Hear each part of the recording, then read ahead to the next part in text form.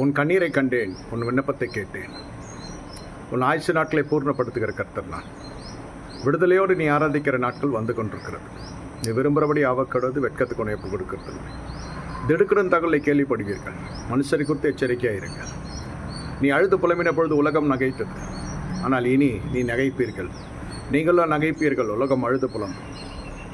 உனக்கு ஒரு அதிசயம் காத்து கொண்டிருக்கிறது. உன் துக்கம் சந்தோஷமாய் மாறும்.